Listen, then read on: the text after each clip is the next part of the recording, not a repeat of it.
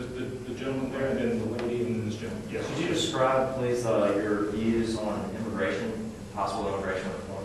Yes. My views of immigration are that we should have an open but regulated system of immigration. I think that if somebody wants to come here, as long as they don't get welfare benefits and they aren't assisted by the government to come here, and they don't have a criminal background, and they don't have a non-trivial communicable disease, and they are not reasonably deemed, and I don't mean by George W. Bush, but I mean reasonably deemed a terrorist threat, they should be able to come to the United States with a path to citizenship, and that includes amnesty for the people who are already here. That is my view. We desperately, we need immigrants to come to this nation. We need it for the economy. Right now, businesses are complaining about the lack of skilled workers that can come legally to the United States. I know somebody personally who's from France who's caught up in the immigration system. It's a nightmare. It's a nightmare. And she's got skills. And the unskilled people say, well, why don't they come here legally? I'll tell you why they don't come here legally. It's damn near impossible to come here legally. If you have no family and no connections in the United States and you're unskilled, lots of luck. So, no, the system needs to be badly reformed and it needs to be opened up, but it does need to be regulated. It just can't be come one, come all, anytime, anywhere. We have to have precautions, I think, but by and large, we are far too restrictive than I think is wise for this nation. Ma'am, yes, ma'am. So with the arguments for federal financing education, or that that education will otherwise be underinvested in, and a number of other arguments, people don't have credit histories at that point, what do you think the solution is to make sure that people can afford education, or do you think the market can take care of that? I think that that's up to the state and local governments to decide. It's up to them. And I agree that I think there is an underinvestment in human capital in the United States. I just don't think it's a place for the federal government to, anytime there's a problem, the federal government to come rushing in. I think that if you haven't read a book that I absolutely commend to you is Milton Friedman's Capitalism and Freedom, written in 1962, a book that is current to this day and frankly always will be. An idea that I don't think he came up with, but the first time I encountered it was in Milton Friedman's book, was for there to be possibly equity investment in people in education. Why can't, instead of taking out a loan, instead of taking out debt, why can't somebody agree, some, let's say, older person who's got the bucks, why can't they agree with somebody who's in college, okay, I'll pay for your education. And in exchange for the first 10 years of your life, I get X% of your salary. Okay, that's my investment in you. And after 10 years, whatever it is, it's not indentured servitude because it's all voluntary. And I think that has never really been explored in the United States as a way to invest in human capital. If somebody thinks that it's to their advantage to enter into such an agreement, they will.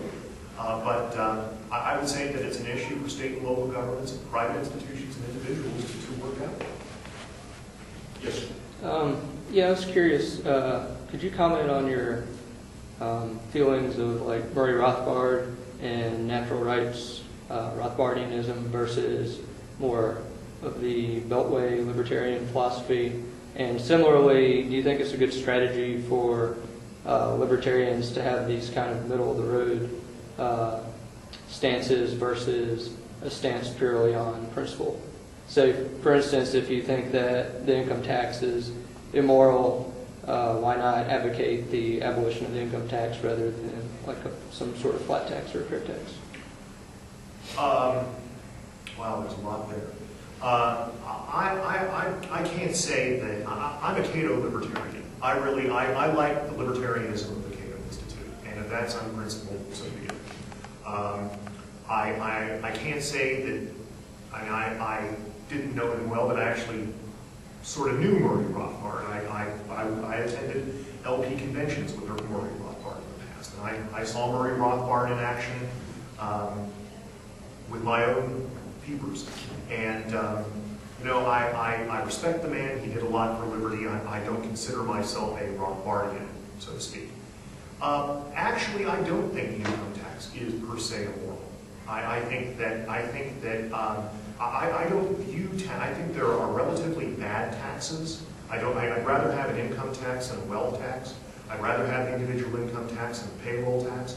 I'd rather have the individual income tax than the corporate income tax, where nobody knows who's paying it. You don't know whether the employees are. I think there are a lot of taxes worse than the individual income tax out there. Now, I don't like it, and I want it to be as low as possible, but I don't really view it as per se immoral. That's simply my view. There are people who disagree, but there are a lot worse taxes out there. The estate tax. The thing I like about the flat tax is once through the system and it's yours. It's yours. That's it. There's no death tax. There's no gift tax. There's no. It goes through the business tax once, and then it can be distributed to individuals tax-free. I don't like any taxation, but frankly, I just don't see within the foreseeable future how government can be funded.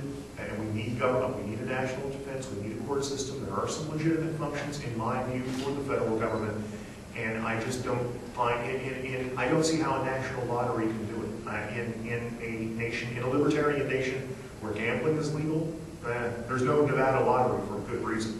So I don't like it, but I actually think that, and frankly, we're not going to get to a libertarian society like that. We will get there incrementally, but I will also say that I propose things. I don't hear any major party politicians saying anything I'm saying. I do think it's quite a bit different than what